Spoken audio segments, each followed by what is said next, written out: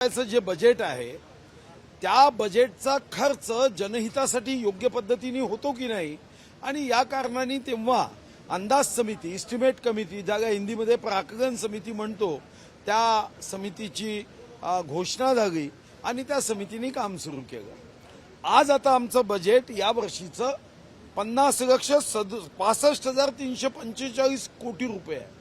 अंदाज समितीची जबाबदारी वाढली की प्रत्येक पैशाचा सदुपयोग व्हावा, राष्ट्र निर्माण करण्याच्या कार्यामध्ये या समितीचं मोठं योगदान आहे आणि सुदैवाने हे वर्ष अमृत महोत्सवी वर्ष आहे। अंदाज समितीला म्हणजे एस्टिमेट कमिटीला 75 वर्ष पूर्ण झाले। या 75 वर्षात आव्हानं काय, चुनौती काय आणि यानुसार अधिकारामध्ये काही बदल केले गेले पाहिजे का या संदर्भामध्ये या ठिकाणी सूचना होणार आहे। माननीय राष्ट्रीय प्राकलन समिती म्हणजे एस्टिमेट कमिटीच्या अध्यक्षांनी सांगितलं की आम्ही 1133 अहवाल या 75 वर्षात दिले, पण मग पुन्हा एकदा तपासावं लागेल की या 1133 अहवालाचा फायदा हा लोकहिताचे निर्णय घेण्यासाठी, कामाची गती वाढवण्यासाठी कशा पद्धतीने झाला आता याचा अंदाज घेणे आणि अधिकारामध्ये वाढ करण्याची आवश्यकता असेल तर त्या वाढीच्या बाबतीत चर्चा करणे अमृत महोत्सवी वर्षामध्ये याचं मूल्यांकन, इव्हॅल्युएशन हा या अधिवेशनाचा साधारणतः उद्देश आहे।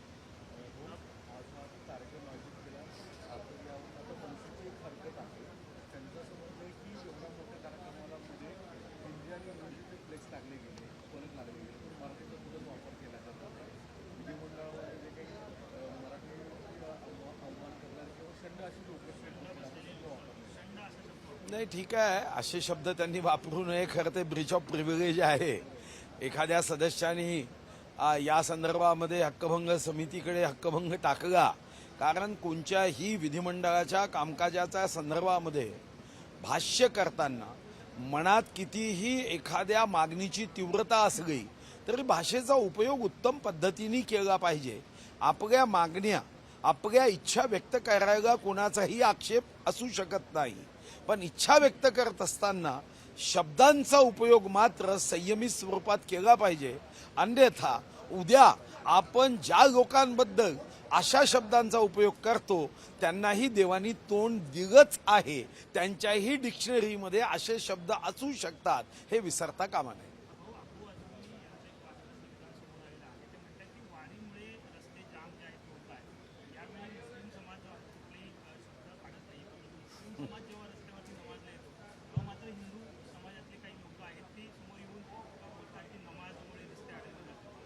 ओ भगवान विठ्ठल हे आराध्य दैवत आहे या महाराष्ट्राचं।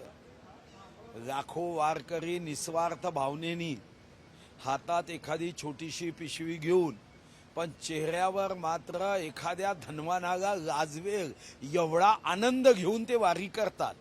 ही वारी आजची नाही, हजारो वर्षापासूनची ही वारी आहे आणि या वारीच्या संदर्भात अशा पद्धतीने आक्षेप घेत असताना मला वाटतं की या महाराष्ट्राच्या अस्मितेला प्रश्नचिन्ह निर्माण करण्याचं काम अबू आझमीजी करताय। त्यांची बुद्धी भ्रष्ट झाली आहे। या वारीमध्ये एवढीच प्रार्थना केली पाहिजे की देवा यांना चांगली बुद्धी दे, ही भ्रष्ट बुद्धी नष्ट कर आणि चांगली महाराष्ट्राच्या धर्माला समजणारी सद्बुद्धी दे।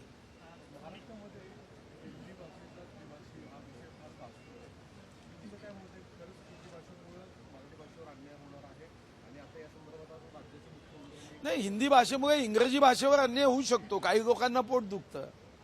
शेवटी या देशाचं कामकाज धीरे धीरे आपण असा विचार केला आहे की त्या राज्यामध्ये मातृभाषेमध्ये शिक्षण देता यावं आणि हे शिक्षण फक्त आर्ट कॉमर्सचं नव्हे विज्ञानाचंही देता यावं या दृष्टीने प्रयत्न सुरू झाला। आता यासोबत एक देश आणि या देशाला एका सूत्रात गुंफन करण्यासाठी जर हिंदी भाषेच्या संदर्भामध्ये सक्ती नव्हे पण एखादी भाषा जास्तीची शिकण्यामध्ये काही गैर असण्याचा आक्षेप असू शकत नाही। मग जे लोक हिंदी भाषेच्या संदर्भात आक्षेप घेतात, खरं तर त्यांनी एक आक्षेप घेतला की इंग्रजी पूर्णपणे या राज्यातून नष्ट झाली पाहिजे, तर कदाचित माझ्यासारखा कार्यकर्ता हा निश्चितपणे पाठिंबा देऊ शकेल। पण हिंदीच्या बाबतीमध्ये आक्षेप घ्यायचा आणि इंग्रजींच्या बाबतीमध्ये मौन ठेवायचं हे मात्र योग्य नाही.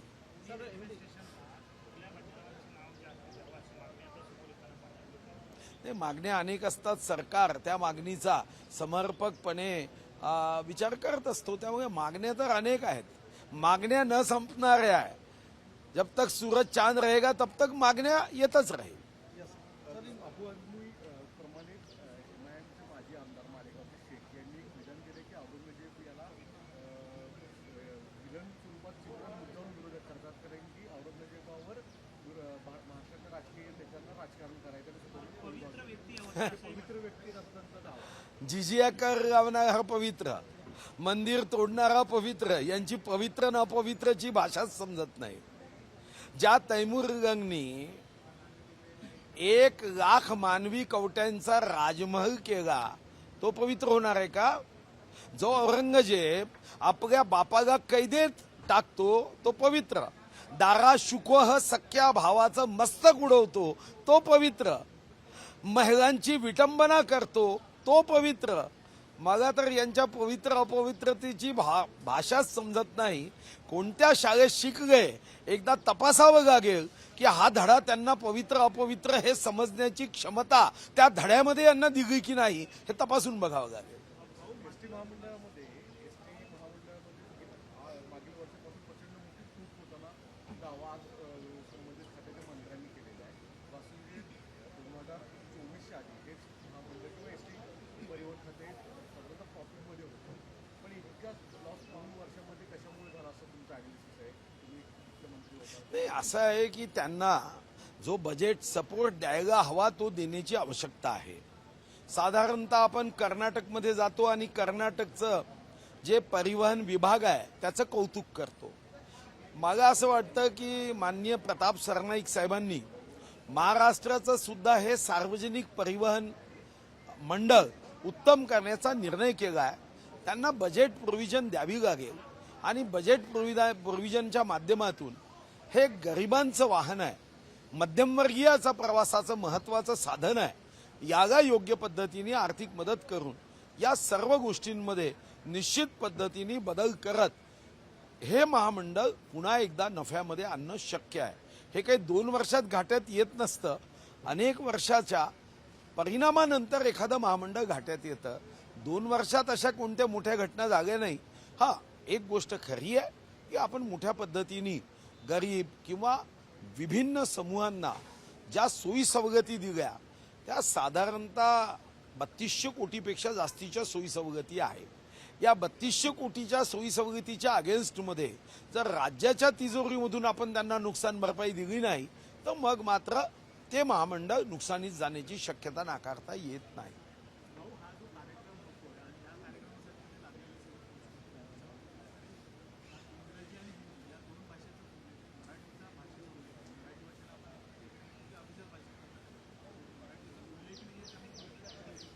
नाही, मला माहीत नाही. मराठी भाषेचे बोर्ड गावगाई असू शकतात, पण हिंदी आणि इंग्रजी भाषेचा अवलंब देशातल्या 28 राज्याचे एस्टिमेट कमिटीचे अध्यक्ष व मेंबर्स व अधिकारी आले आहेत आणि म्हणून त्यांचं स्वागत करत असताना अनेकदा असं होतं. आत्ता मी बघितलं की शिवसेनेचे म्हणजे उद्धव बाळासाहेब ठाकरेंचे जे खासदार आहे त्यांनी इंग्रजीत भाषण केलं. आता त्यांनी इंग्रजीत भाषण का केलं तर सर्वांना समजावं आशय भाव म्हणून त्यांनी इंग्रजीत भाषण केलं.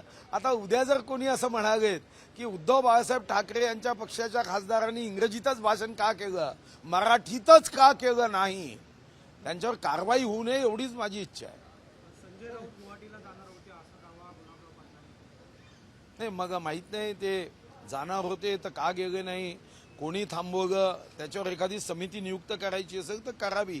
पण हे काही महत्वाचे विषय या राज्याच्या हिताचे नाही. कोण कुठं गेला हा आता महत्वाचा विषय राहिलेला नाही. सर हिंदी बता दीजिए सर, एस्टिमेट कमेटी का 2 दिवसीय कॉन्फ्रेंस. ये जो प्राक्कलन समिति है एस्टिमेट कमेटी, उसको 75 वर्ष पूरे हुए हैं. हमारे देश का स्वाधीनता के बाद जो पहला अर्थसंकल्प ये आर.के. षणमुखन चेट्टी जी ने 26 नवंबर 1947 को दिया था वो 197.29 करोड़ का था. और उसमें भी रक्षा मंत्रालय का खर्चा ये 46% था। मगर अब हमारे देश का अर्थसंकल्प ये 50,65,345 करोड़ का हुआ है और हम ये चाहते हैं कि हमारे एक रुपए का भी खर्च ये जनहित में हो, लोकहित में हो। एक बार अंदाज समिति के कामों का इवैल्यूएशन करना, मूल्यांकन करना, कोई उसमें सुधार करना है तो सुधार करना, ये दृष्टिकोण से इस अंदाज समिति का ये अधिवेशन माननीय लोकसभा के हमारे कार्यक्षम यशस्वी अध्यक्ष जी ने एस्टीमेट कमेटी के अध्यक्ष के साथ मिलकर किया है और 75 वर्ष ये पूरे हुए हैं। तो मैं समझता हूं ये अमृत महोत्सवी वर्ष के अवसर पर हमारे कामकाज को अमृत मिले, इस दृष्टिकोण से इस पे चर्चा होगी। अबू आजमी ने एक बार फिर से विवादित बयान दिया हमारी को लेकर, इस पर आपसे क्या? बुद्धि भ्रष्ट हुई है। अरे भगवान विट्ठल हमारे आराध्य देव है भाई, लाखों वार करी, आप देखो उनके चेहरे पे भाव। अरे जो विश्व का अमीर होगा उसके चेहरे से भी जो आनंद नहीं झलकेगा उससे ज्यादा आनंद उनके चेहरे पे होता है। राम कृष्ण हरि ये शब्द नहीं है, ये तो एक बहुत बड़े सुख और समाधान के तिजोरी की चाबी है।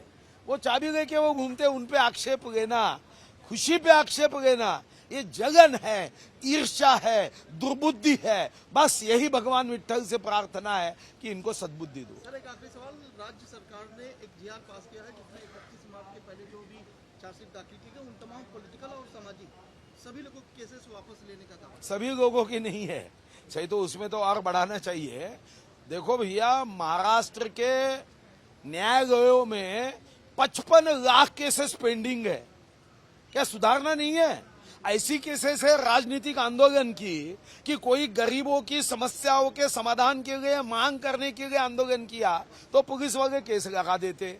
अब 55 लाख केस महाराष्ट्र के कोर्ट में है। उस पे निर्णय लेने वाले को और निर्णय देने वालों को शायद 10 जन्म लेना पड़ेगा जो अपने हाथ में नहीं है।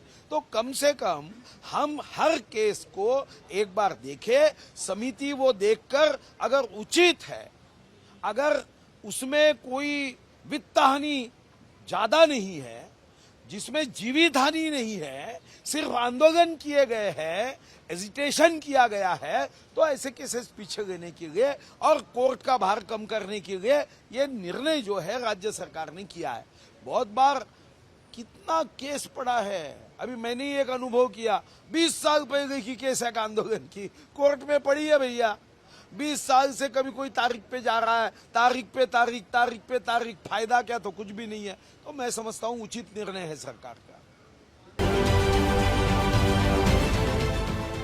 देश विदेशातील प्रत्येक घडामोडींचे लाईव्ह अपडेट मिळवण्यासाठी आता साम टीव्हीच्या सर्व सोशल मीडिया प्लॅटफॉर्मला लाईक, फॉलो आणि सबस्क्राईब करा।